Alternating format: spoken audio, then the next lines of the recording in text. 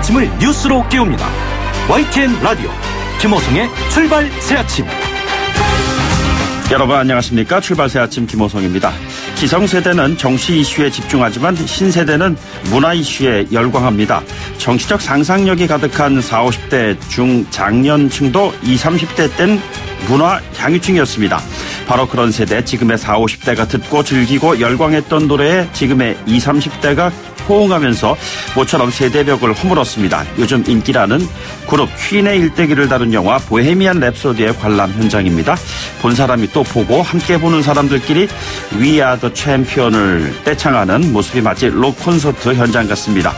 대한민국이 배출한 월드스타 글로벌 문화 아이콘이 되어버린 BTS 방탄소년단의 도쿄돔 콘서트가 어제 일본을 들었다 놨습니다. 일본 방송사들은 BTS 멤버가 핵폭탄 투하를 연상시키는 티셔츠를 과거에 입은 적이 있었다며 출연을 줄줄이 취소했습니다. 하지만요, 이를 비웃기라도 하듯 콘서트 현장엔 새벽부터 사람들이 몰려들었고 5만 명이 관람했습니다. 이후 이어지게 된 일본의 공연 일정 38만 석이 모두 매진됐습니다. 상상해 보십시오. 일본의 심장 도쿄 한복판에서 한일 젊은이들이 한국어로 떼창하는 현장을 말입니다. 한일 관계의 과거사에 묶여있는 구세대들은 신세대들이 만들고 있는 이 같은 현상을 어떻게 받아들이고 있을까요? 문화는 포용인데 해석이 정치적이면 공감이 사라집니다. 정치권의 요즘 신보수 논쟁이 뜨겁습니다. 오늘 1부에서는 그 중심에 있는 이현주 의원 연결해서 속내를 들여다보도록 하겠습니다. 11월 14일 수요일입니다. 잠시 후 출발하겠습니다.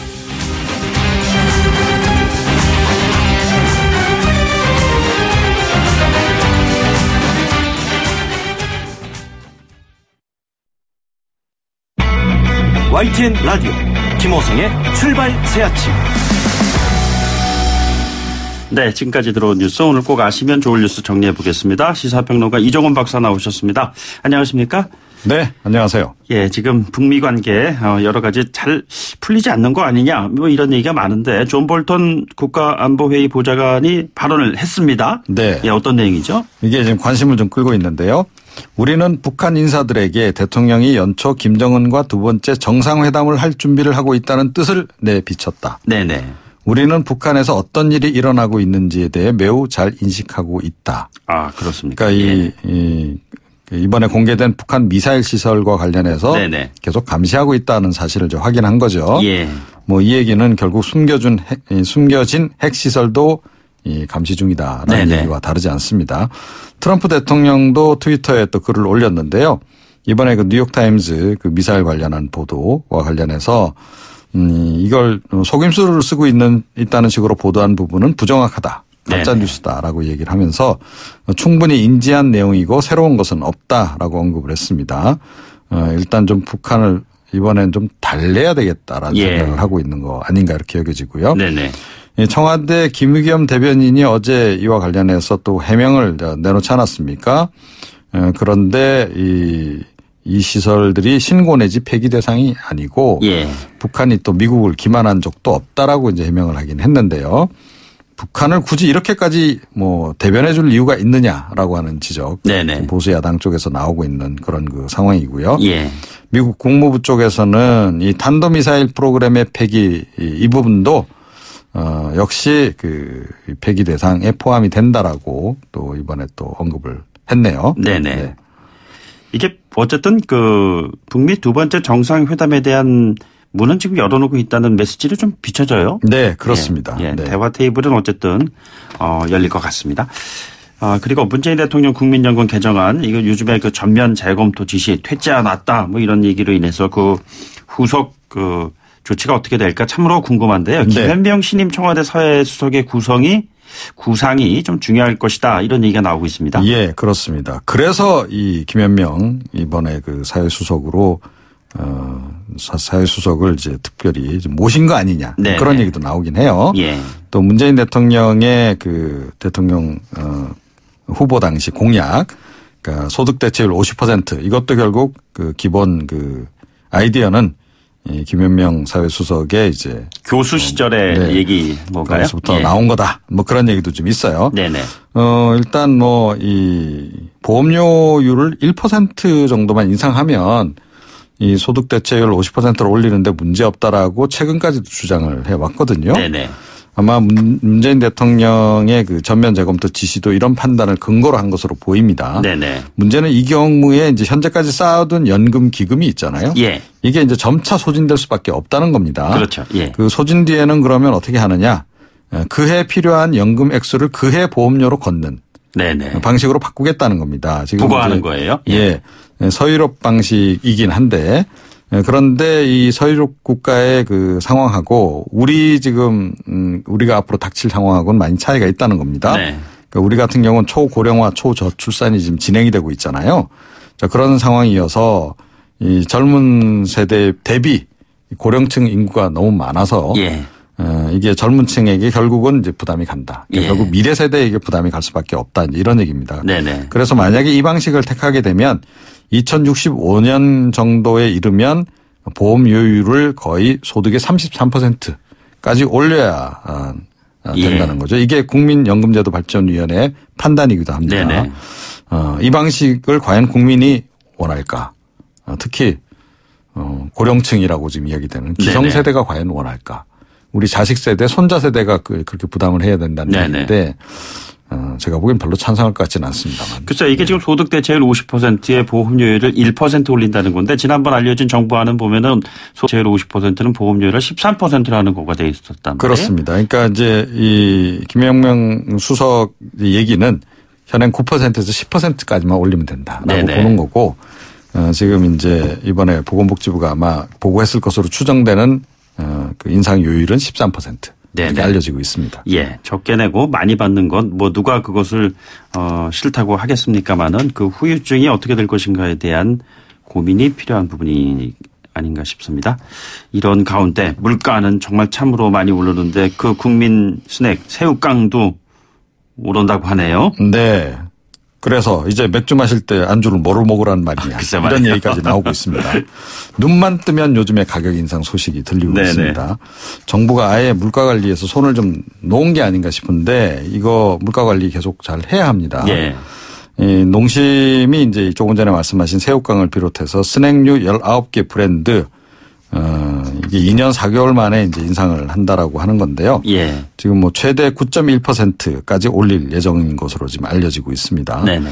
또 뭐 해태제과도 15일부터 그 브라보콘 이것도 굉장히 국민 아이스콘이라고 볼 수 있는데 예. 이걸 또 가격을 올린다 그래요. 뭐 그 이외에도 지금 계속 지금 이제 속보처럼 인상 소식이 지금 들어오고 있는 그런 그 상황입니다. 네네. 지금 뭐 그런데 주 52시간제 근무 도입한 것 이것으로 인한 인건비 증가 이것도 한 몫을 했다라고 예. 업체들에서는 이제 설명을 좀 하고 있는 네네. 그런 그 상황이고요. 불경기인데 물가도 함께 계속 오르면 이게 스태그플레이션이죠. 예. 뭐 정부는 스태그플레이션 조짐이 없다라고 얘기를 하는데 제가 보기엔 조짐이 지금 나타나고 있는 것 같습니다. 네네. 이 국제신용평가사 무디스도 최근에 뭐 주 52시간제 그다음에 최저임금 인상 이런 내부 변수가 내년에도 한국 경제 성장을 악화시킬 변수다라고 지적을 하지 않았습니까? 그래서 2.3% 얘기하고 그랬잖아요. 예. 그렇습니다. 그래서 이 경제당국에서 거시경제 설계를 잘 하셔야 할 것 같습니다. 예. 알겠습니다. 오늘 말씀 여기까지 듣죠. 고맙습니다. 네. 네, 지금까지 이종훈 시사평론가였습니다.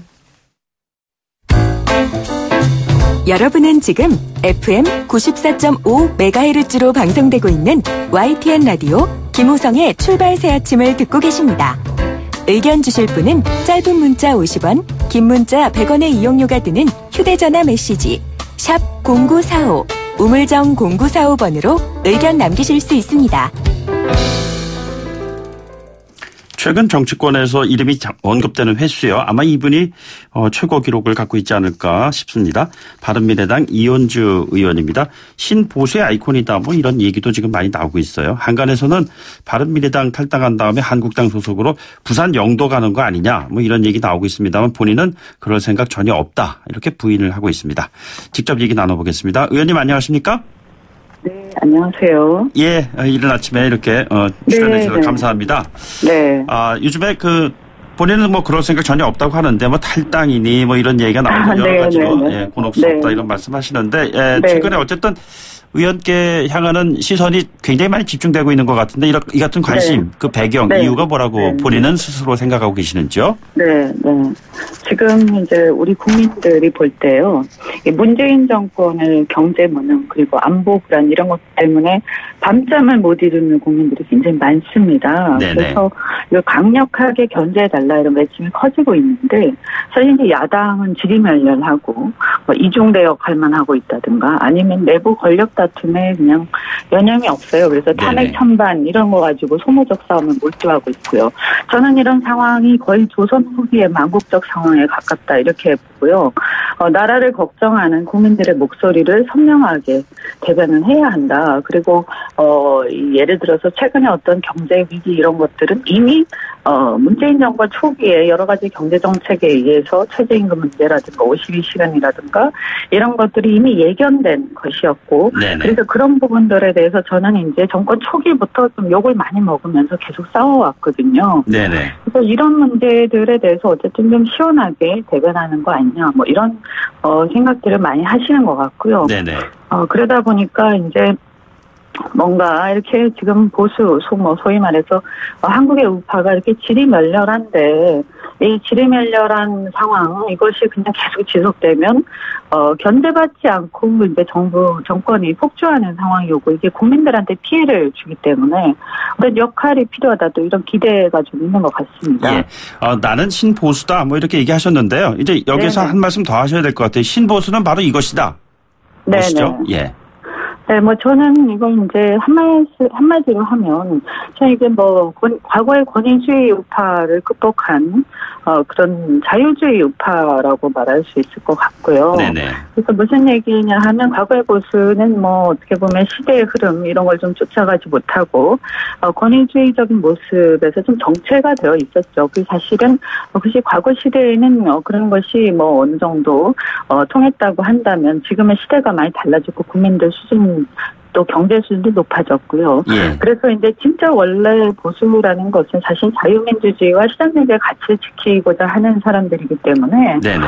이 자유민주주의라는 것은 개인의 자유를 국가 권력으로부터 개인의 자유를 중시하는 거고 네네. 또 시장경제 원리를 충실히 이제 지키면서 또 복지 같은 걸 통해서 국가가 하는 영역이 따로 있다 이렇게 생각하는 건데 예. 지금 이 문재인 정부의 가장 큰 문제점은 민주주의를 표방하면서 또 개인의 자유라든가 다양성을 인정하지 않고 획일적이고 전체주의적 방향으로 계속 자기만이 정의다, 나만이 정의이기 때문에 이 길로 가야 된다 이런 걸 강요하고 있는 모습을 보이고 있고 네네. 그다음에 이제 경제 같은 경우 굉장히 심각한 게 국가가 복지나 이런 쪽에 개입해서 어려운 사람들을 돕는 게 아니라 어려운 사람을 돕고 이거를 다시 이렇게 내가 분배해야 되겠다 이렇게 해서 예. 처음부터 시장에 개입해버립니다. 그래서 모든 걸 파괴하고 어떻게 보면 생산 원가를 일괄적으로 올려서 결국 물가 올리고 일자리를 없애고 결국은 그들이 의도한 것은 좋았는지 모르지만 결과적으로는 가장 저소득층이라든지 중산층 몰락이라는 결과를 가지고 오고 있는데 네네. 근데 이제 저희가 봤을 때는 결국은 이것은 시장경제 원리, 그러니까 자원 배분을 시장에 맡기지 않고 정부와 국가가 개입해서 모든 걸 하겠다라는 굉장히 오만한 생각, 그 반시장적 정책들이 네네. 그런 결과를 초래를 했다고 봅니다. 그래서 예. 이런 부분들을 극복해야 된다. 그리고 이건 사실은 제가 판단할 때는 이것은 이 운동권식의 전체주의 좌파의 모습이다. 그래서 국민들한테 지금 대한민국에 필요한 것은 제대로 된 우파의 실력 있고 헌신적이고 진정성 있는 우파의 모습이지 실제 그렇다고 해서 우리가 사회주의로 가자는 것은 아니다. 이렇게 네네. 저는 생각합니다. 그래서 이것이 이제 일종의 이것을 또 정치적으로 보자면 결국에는 반문전선이라고 볼 수도 있을 거라고 예. 생각합니다. 예, 네. 자유주의 우파, 그 개인의 자유, 시장 경제에 대한 옹호, 뭐 이런 말씀해 주셨는데 그렇다면 네네. 그것을 추구하는 것이 바른미래당입니까? 아니면 한국당 내에서도 신보수에 포함하는 분들이 있는 겁니까? 저는 지금 뭐 정치권의 사실은 이게 문제라고 생각합니다. 만약에 그렇게 뚜렷하게 그런 정치 세력이 야권에서 있다라고 하면 사실 그쪽에 지지가 많이 몰릴 수밖에 없다라고 저는 보는데요. 네네. 원래 바른미래당을 그렇게 하려고 제가 사실은 처음에 창당할 때 주도를 했었죠. 그런데 이제 그 처음에 시도했던 것과는 달리 이제 중간에 이렇게 서로 간의 어떤 권력 투쟁 또는 이제 애초에 그런 부분들에 대한 명확하게 이제 공감이 안 되는 분들이 함께 막 섞이면서 지금은 이제 뭐 어떻게 보면 굉장히 부끄러운 일이지만 다민스럽다라는 식으로 정체성 자체가 불분명한 당으로 국민들한테 인식이 되어 버렸습니다. 그 신보수가 아니란 얘기네요. 네네. 네, 현재는 국민들이 볼 때는 정체성을 알 수 없는 당으로 아마 보이실 겁니다. 네네. 그래서 이 신보수라는 건 저는 보실 가치의 원래 내용에 대해서 이걸 지키기 위해서 싸워야 되는데, 그러니까 개인의 자유가 침해되면 싸워야 하고요. 근데 과거의 보수도 이런 것을 제대로 안 했지만 스스로 좀 많이 이렇게 훼손을 시켰죠. 솔직히 말씀드리면요. 네네. 그래서 국민들이 실망을 한 거고요. 근데 지금도 역시 보면 예를 들어서 보면 뭐 언론을 장악하는 문제라든가 또는 이제 반대편을 대놓고 이렇게 블랙리스트, 화이트리스트 이런 식으로 이제 반대편 탄압하고 자기를 이렇게 자기 쪽에 줄선 쪽만 이렇게 권력 중심으로 모든 걸 재편하는 이런 분위기에 대해서 사실은 굉장히 격렬하게 싸우고 이걸 지키기 위해서는 타협하지 않는 모습들이 있어야 되는데 네네. 지금 그런 정치 세력이 과연 있는가. 그리고 한국당 같은 경우에도 이 한국당도 마찬가지 부분이 지금 이렇게 나라가 어려운데 자기들끼리 이렇게 좀 보면 권력 다툼에 몰두해 있는 듯하고 그다음에 이제 탄핵이라는 것은 이제 지나간 어떤 과거의 일로서 그거에 대해서 우리가 이제 결국은 각자가 찬성하고 반대를 했기 때문에 그것에 대해서 어떤 정치적 책임을 응당 이제 질 수밖에 없습니다. 그래서 그건 다 자기의 판단에 따라 한 거고요.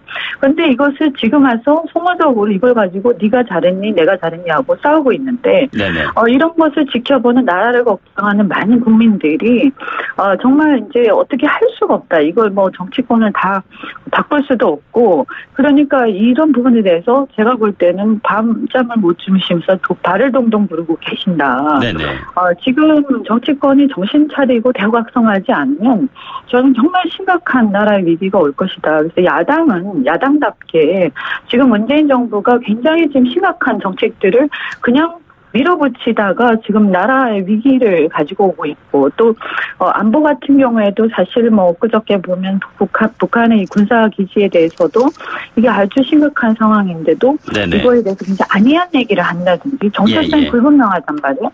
이런 부분들에 대해서 전 야당으로서 또 그리고 이제 이런 어떤 진짜 보수의 가치가 지금 흔들리는 이거야말로 흔들리는 건데 국민들이 원하는 게 지금 문재인 정부 이런 게 아니란 말이에요. 그래서 저는 국민들이 원하는 것은 달라진 보수의 가치를 오히려 원하는 것이다. 이렇게 저는 생각하고요. 의원님, 손학규 대표의 정체성을 밝혀야 된다는 그런 얘기에 대해서 어떻게 생각하십니까? 지금 바른미래당 같은 경우에는 유승민, 안철수 의원 이후에 손학규 대표 체제로 오고 있습니다. 그 세 사람 다 지금 신보수 아니라고 생각하시는지요? 네, 뭐 그게 맞다고 생각했으면 국민들이 그럼 굉장히 이렇게 기대를 받고 이렇게 했을 텐데 결국은 그런 부분들에 대해서 많이 실망을 시켰다. 그리고 어떻게 보면 뭐 유승민 대표 같은 경우 개혁 보수라고 하는 게 이름 비슷한 면이 좀 있을 수도 있다고 저는 생각합니다. 노선에서는요. 그렇지만 이제 최근에는 또 너무 조용하셔서 저는 그 부분은 잘 모르겠습니다. 본인이 어떻게 생각하시는지. 그러나 지향하는 바는 비슷하지 않을까. 그러나 좀 이렇게 목소리는 좀 내셨으면 좋겠다는 생각하고 일각에서는 결국에는 의원께서 한국당으로 가려는 것이 아니냐라는 얘기 있습니다. 본인은 어떻게 생각하고 계시는지요? 네, 지금 아까 제가 말씀드렸잖아요. 이것을 무슨 입당인이 아닌 이런 차원에서 생각하는 것 자체가 굉장히 여의도식 셈법이고 자기들 중심의 생각이다. 그래서 뭐냐면 지금까지 모두가 내만이 옳다. 그리고 나를 중심으로 해야 된다. 이런 식의 어떤 그 하찮은 기득권에 연연해서 아주 지리멸렬하면서 문재인 정권 폭주를 허용하고 어떻게 보면 체제까지 불안해진 상황을 초래를 했는데요. 네네. 저는 이 기성 정치권, 특히 기득권 정치인들이 이 부분에 대해서 반성해야 한다고 생각합니다. 그래서 이거를 제가 주장하는 것은 보수의 새로운 질서를 형성해야 한다 이런 얘기거든요. 네네. 그래서 한국당도 지금 상태에서는 어렵고 바른미래당 역시 이제 어떻게 보면 우리가 처음엔 그런 취지로 제가 주도를 해서 또 만들고 했지만 이것은 지금은 그런 모습 보이지 못하고 있기 때문에 어떻게 보면 어떤 형태가 될지 모르겠지만 결국은 좀 더 우리가 창조적 파괴 내지는 해처모여가 필요한 상황까지 오지 않았나 이렇게 생각하고요. 해처모여로 하신다면은 지금 말씀하신 해처모여로 하신다면은 한국당과의 연대도 가능하다는 얘기이시죠? 해처모여인데 한국당하고 연대한다 이런 의미는 아닌데요. 다만 저는 이렇게 생각합니다. 지금 우리가 국회 안에서 그러니까 구별을 해야 될게요. 나중에 어떤 새로운 정치 질서를 형성해서 총선과 대선을 대비하는 거 하고 그다음에 지금 현재 국회 상황에서 문재인 정부에 대한 견제를 하는 것하고는 좀 구별해서 봐야 된다고 생각하고요. 네네. 전자 같은 경우는 전 창조적 파괴가 오히려 더 나을 수도 있다 이렇게 생각하고요. 그리고 이게 단순하게 지금 현재의 정치권에 있는 이런 사람들 가지고 과연 다 될 것이냐, 국민들의 기대를 충족시킬 수 있을 것이냐. 그래서 저를 포함해서 모두가 내려놓을 생각을 하고 어떻게 보면 가치를 지키기 위해서 우리가 희생할 각오가 돼 있어야 된다 이런 생각을 저는 하고요.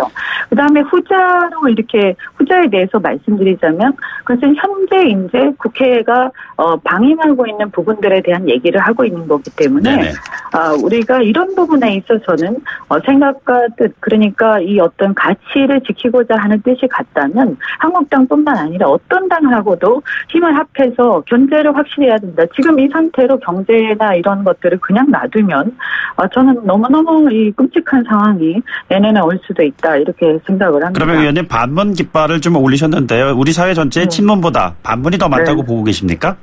그것은 저는 모르겠습니다. 그런데 제가 분명히 지금 확신하는 것은 반문으로 가야 나라를 구할 수 있다. 아니면 적어도 그렇게 가야 이 문재인 정부 정신 차릴 것이다. 이렇게 생각합니다. 그럼 반문에는 친박 비박도 다 경계가 없이 다 함께 모일 수 있다고 생각하고 계시는 건가요? 그런 경계나 선법은 기존의 관점이라고 생각하고요. 네네. 너는 이래서 안 된다. 너는 이래서 안 된다.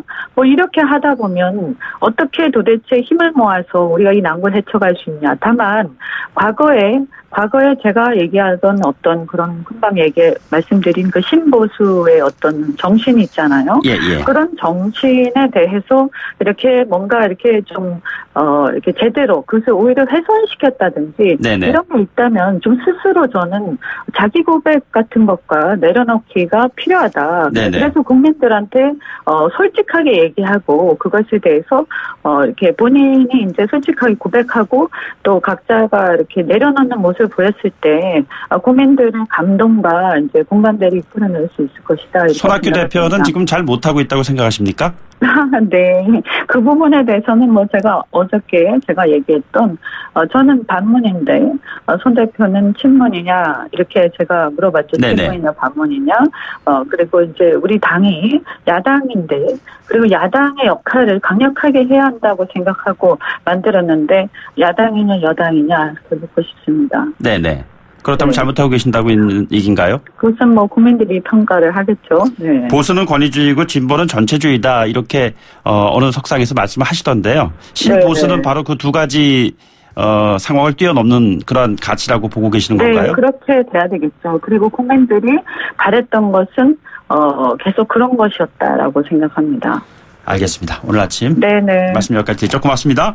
네, 고맙습니다. 지금까지 바른미래당의 이현주 의원이었습니다. 2부에서 뵙겠습니다. 소통의 아침을 여는 공정한 목소리 YTN 라디오 김호성의 출발 새 아침. 네, 출발 새 아침 2부에서는요. 최근에 있었던 고시원 화재로 안타까운 생명을 잃지 않았습니까? 자, 앞으로 이 도시 안에서의 주거권에 대한 문제를 어떻게 풀어나가야 할 것인가 이 문제 다뤄보도록 하겠습니다. 잠시 광고 듣고 돌아오죠. YTN 라디오 김호성의 출발 새 아침. 네, 28만 원입니다. 예. 전직 대통령이 가진 전 재산으로 회자된 금액이죠. 최근 회계 논란되고 있는 삼성 바이오로직스 주식 많이 떨어졌습니다. 그것도 28만 원까지 떨어졌어요. 그런데 이것이 서울 고시원의 한 달 최저 반값입니다. 최근 9.1 고시원 화재로 7명의 안타까운 목숨 잃지 않았습니까? 생존한 거주자들은 건물주하고 관리인 상대로 소송도 준비 중에 있습니다. 이 주거권, 거주권에 대한 문제가 우리 사회의 화두로 떠오르고 있습니다. 전문가 연결해서 이야기 나눠보죠. 한국도시연구소의 최은영 소장입니다. 소장님 안녕하십니까? 네, 안녕하세요. 예, 이게 정확히 고시원을 정의를 좀 할 필요가 있을 것 같습니다. 흔히 뭐 주거 어려움 꼽을 때 지옥고 이런 표현까지 나오고 있는데요. 지금 이 고시원을 둘러싼 상황을 좀 정리해 주신다면요. 고시원이 원래는 이제 고시 공부, 각종 고시를 공부하는 사람들이 살던 곳으로 지금 뭐 1980년대 초반부터 만들어진 것으로 나오고 있더라고요. 네네. 그런데 이제 기존의 고시원이 지금 이제 사회적 양극화가 심해지고 빈곤한 계층들이 갈 곳이 없어지면서 그 고시원이 계속적으로 늘고 있었는데 이게 이제 규제가 없이 네네. 계속 늘고 있었거든요. 예. 그래서 이제 화재 사고가 계속 나다 보니까 다중이용업소의 안전관리에 관한 특별법이라는 것에 2009년에 고시원을 공식적으로 이제 대통령령으로 규정을 하게 돼요. 네네. 그래서 거기에 보면은 공부할 수 있는 곳을 갖추고 숙박이나 숙식을 제공하는 것 이렇게 정의되어 있거든요. 네네. 그러니까 이제 처음에 공부하는 곳에서 시작해가지고 지금은 가난한 사람들의 마지막 거쳐 이제 쪽방의 역할을 하는 그런 역할을 하고 있습니다. 일부 고시원은. 네네. 화재 현장에서 그 메모 있는 걸 제가 참 보면서 부동산 정책 말고 주거권 정책이 필요합니다. 이런 그 메모가 좀 붙여져 있더라고요. 그런데 네. 이게 지금 예전에 그 한국도시연구소에서는 국토교통의 연구 보고서도 제출하시지 않으셨습니까? 예. 예, 그때 그 고시원에 거주하는 분들 신주거 난민 이렇게 얘기하셨는데 네. 난민 자 이런 개념이 여기까지 붙게 되기까지 여러 가지 상황이 좀 어렵지 않았습니까? 네. 어떤 의미인가요?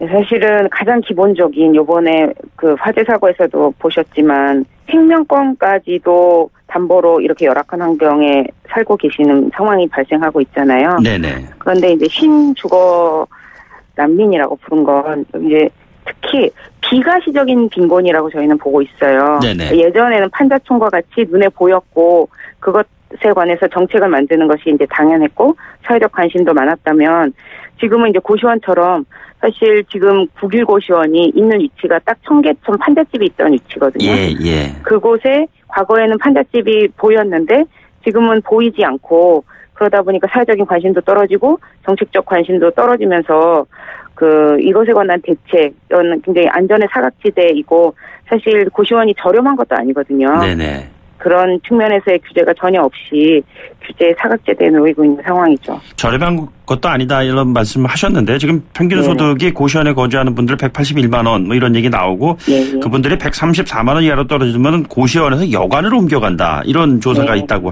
해요. 어떻습니까? 네. 예. 근데 평균적으로 180만 원이라는 거고요. 네네. 여기에 이제 굉장히 소득이 상대적으로 높은 분들도 계시고 고시원에는 네네. 고시원은 좀 천차만별이거든요. 이제 시설이 좀 좋고 화장실도 개별방 갖추고 이런 것도 있고 그러다 보니까 이제 소득이 상대적으로 높은 분들이 임시적으로 사시는 경우가 있고 네네. 그러다 보니까 평균적으로 그런 거고 지금 굉장히 가난한 분들이 사는 고시원들은 소득이 전반적으로 낮죠. 네네. 이번에도 기초생활수급자분들이 상당히 돌아가신 분 중에 많이 포함되어 있잖아요. 네네. 이런 가난한 분들이 사는 곳은 사실 소득이 굉장히 낮고 그런데 여관 여인수, 숙박시설은 이제 거기도 이제 천차만별이고 좋은 게 있지만 네네. 그 가난한 분들이 사는 곳들 이제 장기 숙소로 이용하는 곳들은 네네. 상대적으로 열악한 곳이 더 많아요. 고시원에 비해서. 그래서 그곳들의 소득은 더 낮게 되는 거죠. 네네. 그러니까 뭐 흔히 달방 이런 식으로 써 있기도 한데 말이죠. 그렇습니다. 이게 보면 고시원들이 자리 잡고 있는 곳이 보면 어떻게 보면은 가장 비싼 땅값, 집값 혼재하고 있는 그런 상황들도 같이 존재하고 있는 거 아니겠습니까?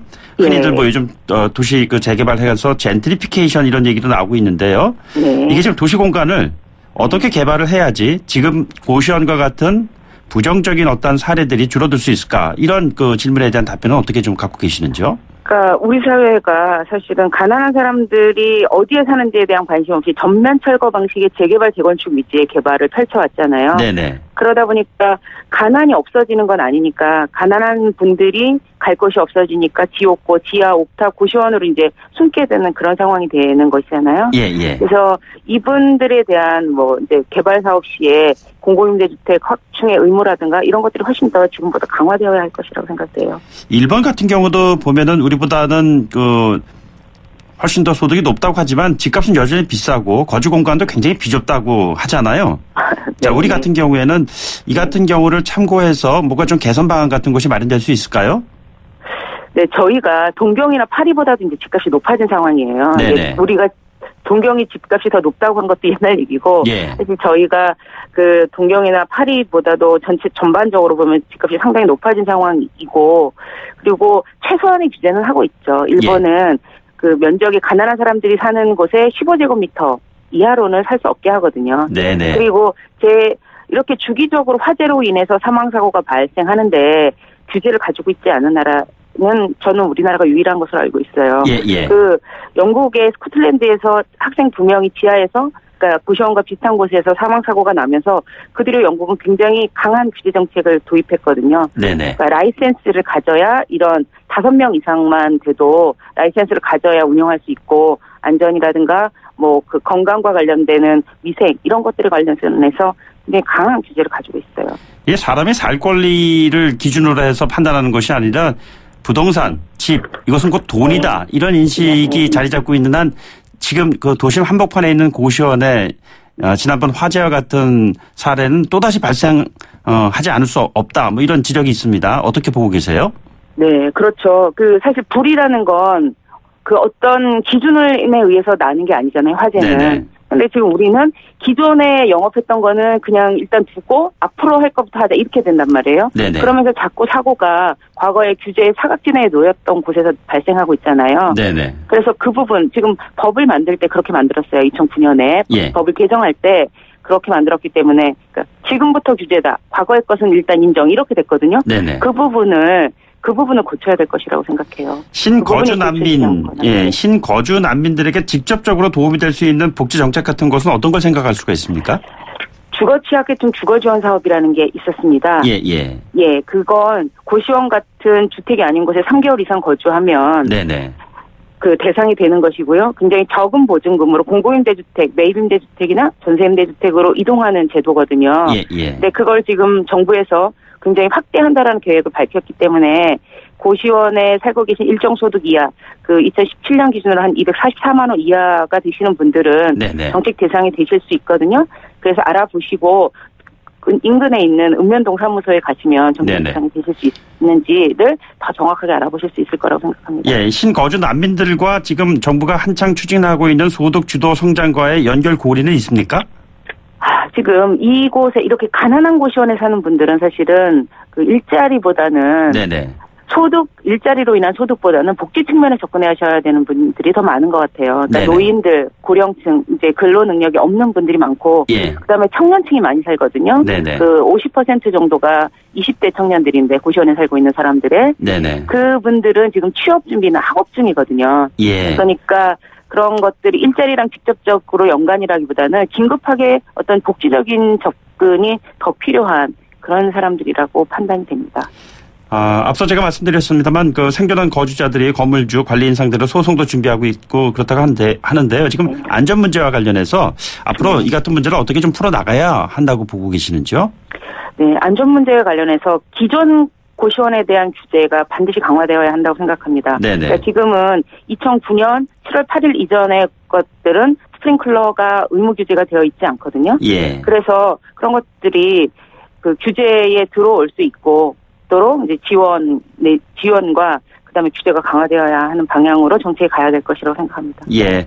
언급하셨습니다만 뭐 예전에는 공부를 하는 곳으로서의 고시원이었는데 지금은 굉장히 살기 어려운 조건에 있는 분들이 사는 최악의 그 주거 여건으로서 문제가 되는 장소가 되어버리고 말았다. 그런데 사회적 관심 어떻게 집중돼야 한다고 보고 계시는지요?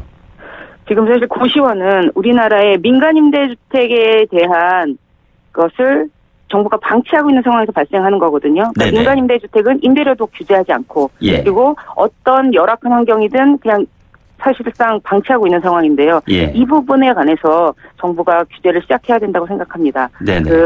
임대료가 90원이 상대적으로 싼 것처럼 보이지만 네. 제곱미터당 임대료 같은 걸 생각하면 굉장히 비싼 수준이거든요. 예. 그렇기 때문에 임대료를 임대인들이 마음대로 올리지 못하게 전월세 상한제나 계약갱 신청구권을 도입하고 네네. 그다음에 인간으로서의 존엄하게 살 수 없는 거처들에 관해서는 네네. 그러니까 너무 창문도 없이 이번에도 발생했지만 불이 났을 때 피할 수 있는 창문도 없는 상황이었잖아요. 예, 예. 이런 것들에 관해서는 이런 집이 지어지지 않도록 정부가 규제를 강화해야 될 것이라고 생각합니다. 민간 임대주택에 대한 정부의 대책이 마련되어야 된다 이 말씀이시죠? 예. 알겠습니다. 오늘 말씀 여기까지 듣죠. 고맙습니다. 네, 고맙습니다. 네, 지금까지 최은영 한국도시연구소 소장이었습니다. 8시 뉴스 듣고 돌아오겠습니다.